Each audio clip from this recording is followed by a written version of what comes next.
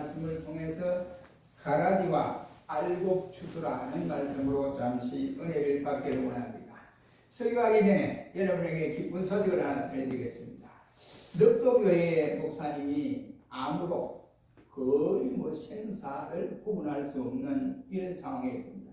그래서 우리 총회가 또 목사님들이 또 저도 그렇지만 늘 기도하고 하나님 회복시켜주세요. 넉도 아무데도 안 가려는 것. 목포에서 1시간 배를 타고 가는 그곳이. 그런데 아무도 안 갈 그 오지에 이 사람이 가서 거기서 암이 걸려서 사형을 헤매고 있습니다. 하나님 뜻이 있어 그 사람 보냈으니까 그 종을 하나님 채워줘야 되겠습니다. 그랬는데 이번에 만났어요. 오셨더라고요. 노래 때. 목사님 감사합니다. 그래. 내게 감사할 게 뭐냐. 하나님 앞에 해야지. 아니 목사님 잊어버리지 않고 너를 위해서 기도해서 해주시면 감사합니다. 그래서 제가 이렇게 건강이 회복되어서 병원에 갔더니 의사가 하는 말이 어떻게 이리 좋아졌습니까? 이렇게 묻더랍니다. 그래서 나도 모르겠고 하나님의 은혜로 지금 살고 있습니다. 이렇게 대답을 했다고 했습니다. 너무 감사하니 기도를 하면 저분의 뜻을 이루어가는 것이 기도입니다. 기도의 역사는 우리가 상상할 수 없을 정도의 파워가 나타나게 됩니다. 그러므로 우리는 우리 목사님이 건강을 회복한 것처럼 또 우리가 기도해야 할 양 목사님 위해서도 열심으로 기도해 주시면 좋겠습니다. 오늘 본문으로 들어가서 보면 비유의 말씀으로 먼저 말씀을 드리면 어떤 성도가 이제 이 사업을 하는데 어떤 사람 식당 사업을 요식 사업을 했는데 요식 사업을 하면서 그는 늘 하나님 은혜 주신 은혜에 늘 감사해서 어떻게 하면 이와 같이 이 하나님 앞에 바로 이와 같이 이 사업을 할 수 있을까 생각을 하고 우리가 잘 아는 골로새 3장 23절 말씀에 무엇을 하든지 주께 하듯 하랴 이 말씀이 생각나서 그것은 이제 간판을 걸고 또 자기가 그걸 목표로 딱 적어놓고 그다음 식당 안에다 그 선구를 딱 걸어놔놓고 늘 그렇게 살아가고 있습니다. 그런데 한날 이제 뼈 국물을 가지고 오는 그 업체에서 가지고 왔는데 그 국물을 끓이다 보니까 이분은 항상 최고의 재료를 가지고 이 음식을 만들어 국물을 끓이는 거예요. 공당 국물을 끓여요. 그런데 다른 사람들이 그렇게 좋은 재료를 쓰면 뭐가 남습니까? 아니야. 우리가 손님들에게 서비스를 확실하게 해야 되고 내가 신앙의 양심으로 죽게 하듯 하라고 했으니까 그래 해야 되느냐 이래 고집을 부리고 했습니다. 그런데 어느 날 이 뼈를 가져왔는데 끓이니까 이 뼈가 하얗게 뽀얗게 돼야 되는데 하얗게 되고 거무튀튀한 국물이 되어버렸어요. 그러니까 사장이 이거 어찌 된 거냐 빨리 그 배달한 사람에게 알아봐. 그랬더니 전화를 해보니까 다른 집에 갈 걸 이 집에 갖다 준 거예요. 그래서 하는 말이 어제 그 사장이 하는 말이 사장님 그러면 이번에는 그냥 쓰시고 하얀 국물로 내는 방법이 있습니다. 커피를 내가 사줄 테니까 그 커피 가루를 그 국물에다 뿌리세요. 그러면 국이 하얗게 됩니다. 그러니까 이것만 그래 해 주십시오. 죄송합니다. 이러더라는 겁니다. 여러분 보세요. 그 사람이 무엇을 하든지 죽게 하듯 하라고 하는 이 좌우명이 없었더라면 아마 그래 했을 거예요. 그런데 그날 문을 딱 닫고 문 앞에다가 오늘은 식재료가 좋지 않아서 장사를 안 합니다. 따고 딱 간판을 딱 써놨어. 그래서 딱 꽂혀놨어. 그 손님들 와 보니까 식재료가 나빠서 오늘 장사 안 한대. 그 소문이 퍼지고 이 집에는 진짜 진국만 파는 사람이다. 봄땅 진국은 이 집밖에 없다 생각하고 모여들기 시작하더라는 겁니다. 그 다음 날부터 모여들기 시작하는데 지체할 수 없을 정도로 그래 모여들었다. 우리가 신앙생활 하면서 늘 주 앞에서 하듯 하는 이런 사업자처럼 그렇게 감당할 때 주님이 기뻐하고 그 사업에 하나님이 절대로 축복 안 하니 없다. 우리가 매년마다 드려지는 이 추수감사절을 오늘 지키고 있습니다. 우리는 이 시간에 하나님께서 주신 은혜에 대한 감사들로서 매 주일날 하나님 앞에 드려지는 감사가 아니라 1년 동안 내 가정에, 내 직장에, 내 사업장에, 내 아이들에게, 나에게 주신 그 은혜를 회상하면서 하나님 앞에 감사로 묶어드리는 감사절이 바로 추수감사절이라고 할 수 있습니다.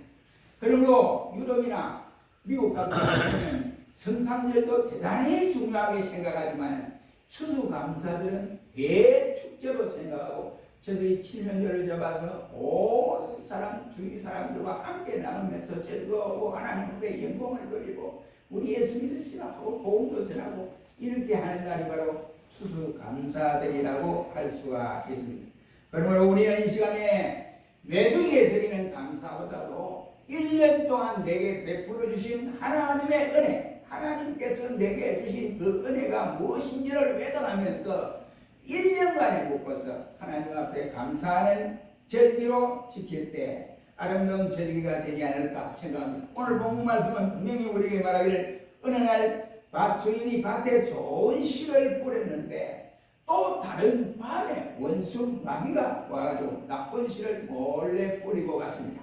근데 종이 이제 가만히 보니까 이제 원래는 또 추수 잘했다 알곡을 거두겠다 하고 이제 점점 자라나니까 혹시 자라니까 좋아서 기뻐서 이제 밭을 한번 돌아보게 됐습니다. 밭에 돌아보니 웬걸요? 기대보다는 그만 실망이 될 거예요. 왜냐하면 주인이 분명히 좋은 씨를 뿌릴 터인데 이 가라지가 웬일이냐 하고 종이 주인에게 얼른 달려갔습니다. 주인이요, 이 밭에 씨를 뿌릴 때 좋은 씨만 안 뿌렸습니까? 뿌렸지. 그런데 웬일입니까? 가라지가 올라옵니다.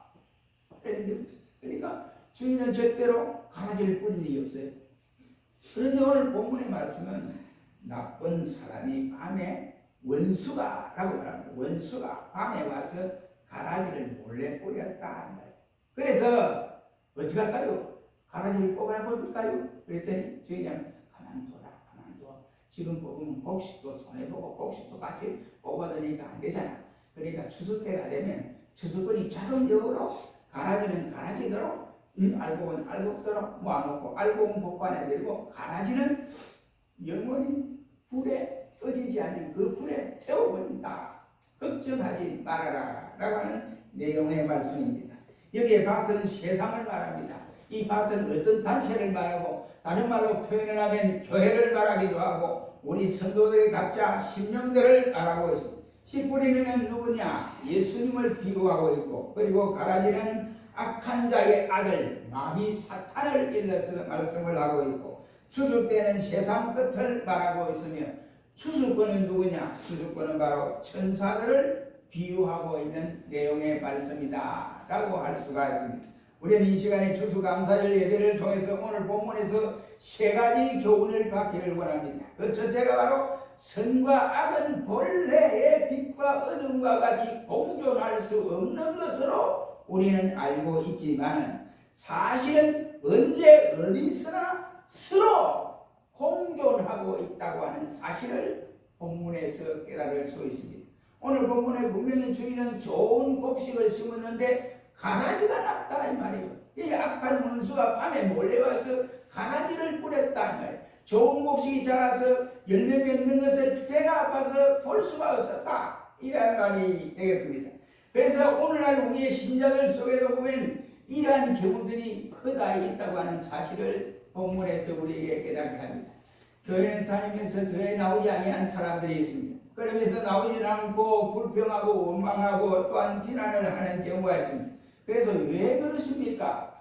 교회도 잘 나오지 않으면서 왜 그래 불평이 많고 원망이 많고 비난이 그래 많습니까? 하니까 하는 말이 믿으나 똑같아. 믿으나 똑같아. 경고의 말입니다. 여러분 본인도 그렇지만 믿는 신자들이 믿으나 안 믿으나 똑같다는 말은 믿는 신자나 안 믿는 신자를 똑같은 거예요. 믿는 신자의 역할을 못하고 있다 이런 말씀이 되겠습니다. 우리가 알아야 두어야 할 일은 어느 단체이든 간에 비록 교회라 할지라도 그 속에는 항상 알곡만 자라는 것이 아니고 가라지도 함께 자라고 있다고 하는 이 말씀이 예수님의 말씀임을 우리는 마음에 기억하고 있어야 한다 이 말입니다. 그 좋은 예를 들면 예수님의 12제자 가운데도 바로 유다 같은 이가 섞여 있었습니다. 그뿐이겠습니까? 믿음의 조상 아브라함의 가정에서 보면 착실한 아들 대대를 이을 이삭이 있는 반면에 바로 이방인 역할을 했던 이스마엘이라고 하는 이러한 아들도 없지 않아 있기도 했습니다.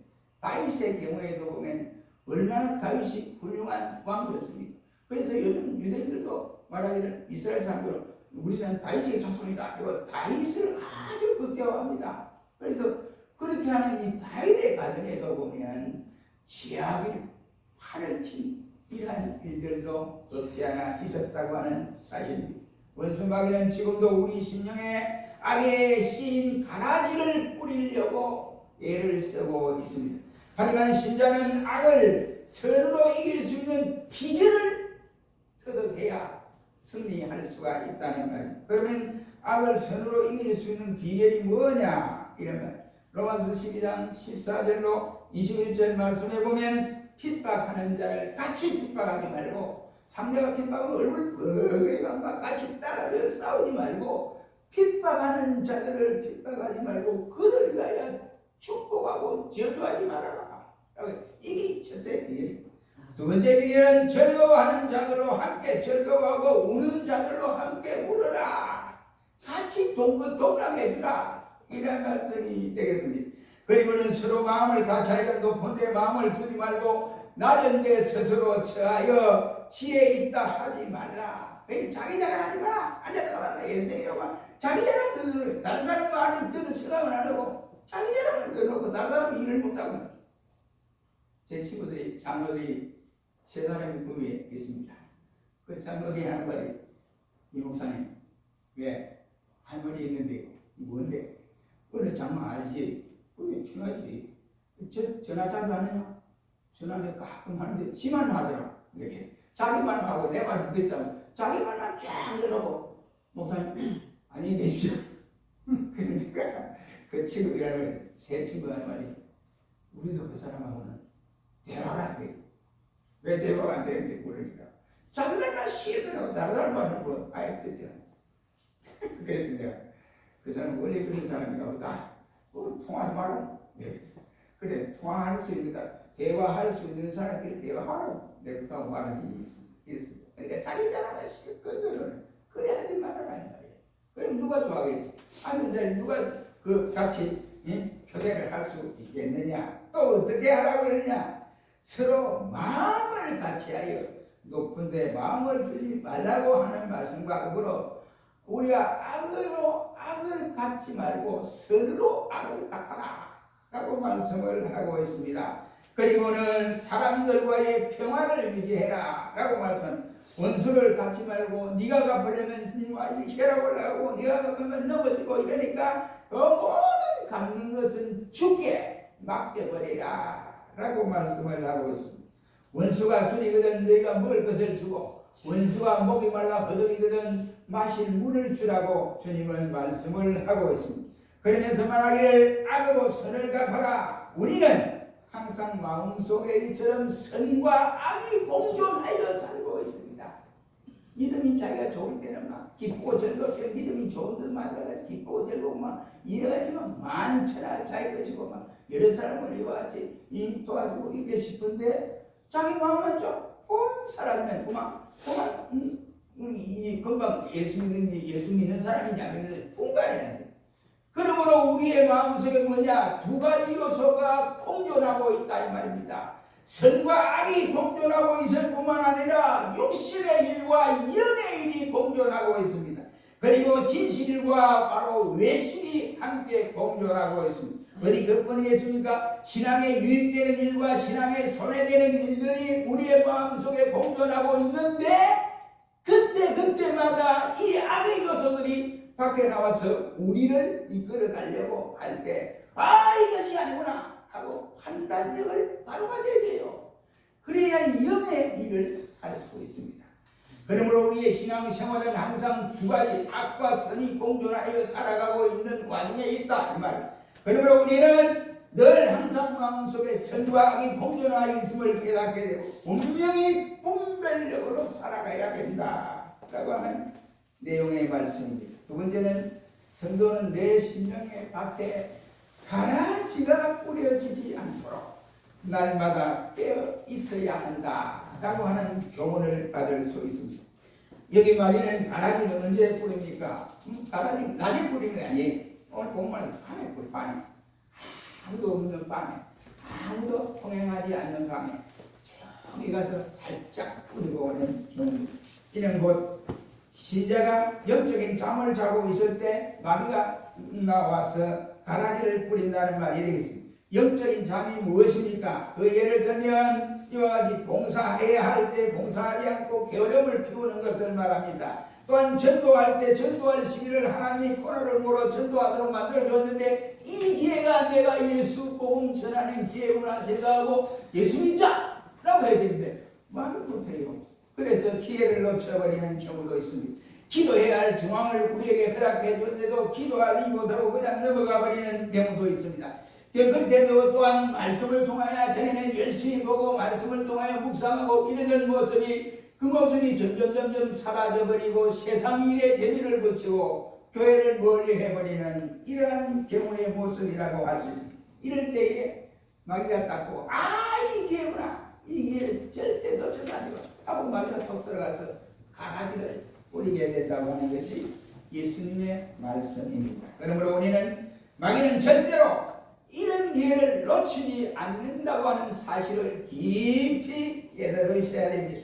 그러므로 성도는 가라지가 뿌려지지 아니하도록 어떻게 해야 되느냐? 말씀과 기도로 힘써야 되고 봉사, 충성, 헌신으로 깨어야 하고 전도 그리고 사랑으로 깨어야 하고 화목과 또한 온유로 깨어야 하는 것입니다. 그러므로 이런 성도는 마귀가 틈타지 못하고 가라지를 뿌릴 겨를도 없습니다. 그렇지 못하면 그만 그 틈을 비좁고 사탄이 와서 가라지를 뿌려야 된다. 이러한 말씀이 됩니다. 가라지를 뿌리지 않고 알곡만 자라면 어떻게 되느냐?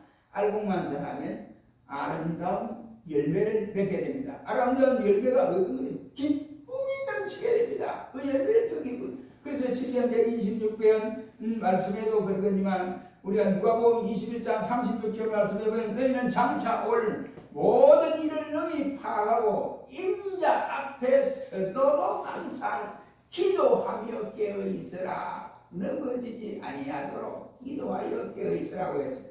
베드로전서 5장 8절은 우리가 잘 아는 말씀 근신하여 깨어 있으라. 너희 대적마귀가 우는 사자와 같이 산길자를 두루 찾아 다니며 산길자를 찾고 있다고 말하라고 했습니다. 디모데후서 2장 25절 말씀에는 너는 온유함을 가져라. 마음에 온유함이 없이 예수님 마음대로 온유함이 없이 하면 상대가 내게 다가올 때 악으로 다가올 때 보면 화가 나고 자기가 성질대로 이와지 그 성질을 지체하지 못하고 성질대로 보리다 보면 쟤들 또 예수님이다 이런 소리 듣는 예수 믿으라 안 믿으라 똑같다 이런 소리를 듣게 되어집니다. 그러니 우리는 마귀가 내 심령에 가라지를 뿌리지 아니하도록 늘 깨어 있어야 한다. 그런 성도들이 되시기를 주의 이름으로 축원합니다. 세 번째는 믿음의 성도는 항상 추수할 것을 대비하는 삶을 살아라. 이런 말이에요. 이 신문하는 거, 이거 내가 추수하는 날이든 뭐, 잡초가 나든 내 신경 안 쓴다. 이러면 그 농부가 아니에요. 농부는 심어놓고 나중에 알곡을 거둘 준비를 해야 된다. 소망을 가져야 된다. 이런 말이에요. 사탄 마귀의 특징을 우리가 생각해보면 위장술을 아주 잘 씁니다. 마귀는 위장술이 능한 이와 같은 영적 동물입니다. 우리 눈에는 잘 보이지 않습니다. 곡식이 자랄 때 보면 곡식과 가라지가 어릴 때 자랄 때는 곡식인지 가라지인지 분간이 안 됩니다. 다 곡식인지도 알고 있습니다. 그런데 비슷해요. 그런데 이것이 점점 자라면서 이제 알곡으로 되어가는 과정에서 보면 성장해 보면 이게 알곡이 아니잖아. 이 가라지잖아. 이렇게 분간이 되어질 수가 있는 것입니다. 그러나 초기에는 분간이 어렵게 되어지는 것입니다.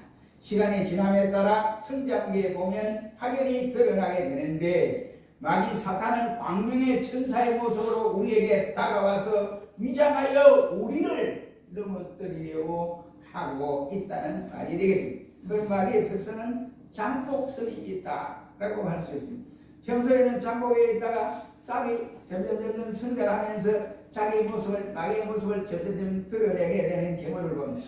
마귀의 활동도 평소에는 장복에 있다가 결정적인 순간에 자신을 드러내어 성도의 믿음에 손해를 끼치게 넘치게 하는 것이 마귀의 술책입니다. 그래서 마귀는 잠복성을 가지고 있다라고 할 수 있습니다. 마귀의 특성이 또 뭐냐? 바로 해독성을 가지고 있습니다. 곡식의 영양분을 야금야금 빨아 먹어버려요. 그래서 곡식이 성장하고 성장해야 되는데 곡식이 성장할 수 없도록 곡식의 성장하는 과정을 해치게 되는 이러한 결론입니다. 결국 알곡이 되지 못하도록 하게 만드는 겁니다. 그러므로 신자는 이런 가라비의 특성을 알고 사탄 마귀의 위장술에 넘어가지 말아야 돼요. 여러분이 답하면 어이구 이게 마귀의 역사구나 아니구나 하고는 정신을 바짝 차려야 한다는 말이 되겠습니다. 나의 영적 자양분을 사탄에게 뺏기면 내가 주의 일을 감당할 수가 없어요. 감당해도 한다고 할지라도 즐거운 마음이 내게 일어나지 않습니다. 근성으로 하게 되어집니다. 이런 말. 그러므로 나의 영적 자양분을 사단에게 뺏기지 않도록 우리는 힘을 써야 하는 것입니다. 특별히 우리는 추수감사절을 맞이하여 모든 성도들은 영적 열매를 많이 거두어 하나님께 감사제를 드릴 수 있도록 우리는 사전의 기도로 무장해야 합니다. 1년 동안의 나의 가정에 1년 동안의 나 자신에게 사업장과 직장과 교회와 나라와 가라지가 되지 않고 알곡이 되어지도록 해주심에 우리는 감사하며 영적 수수기 심판의 때도 여임없이 주님이 알곡을 원하지 쭉저기를 원하지 않습니다. 마태복음 3장 10절 이하의 말씀에 보면 이미 도끼가 나무 뿌리에 놓였으니 좋은 열매 맺는 나무마다 이와 같이 알곡이 들이지만 그렇지 않고 쭉저기는 꺼지지 않는 불에 태워버린다 라고 말씀을 하시고 있습니다. 그러므로 우리는 모두가 주님 앞에서 씨를 뿌리는데 어떻게 뿌리느냐? 눈물을 먹으면서 씨를 뿌리는 자는 결국 기쁨으로 거둔다 라고 시편 126편 5절로 6절은 말씀을 하고 있습니다. 기쁨으로 단을 거둔다 이 말이에요. 이 뿌릴 때는 힘이 들고 어렵고 어렵지만 그러나 그것이 지나고 나면 결실기에는 이야 풍성해지는구나 너무나 풍성한 열매를 거뒀구나 하고 기쁨의 단을 안게 되어진다 그 말입니다. 이러한 축복이 금년 추수감사절에 우리 모든 성도들의 심령 속에 체험되는 역사들이 일어나기를 주의 이름으로 축원합니다. 기도하겠습니다. 거룩하신 주님 우리 마음을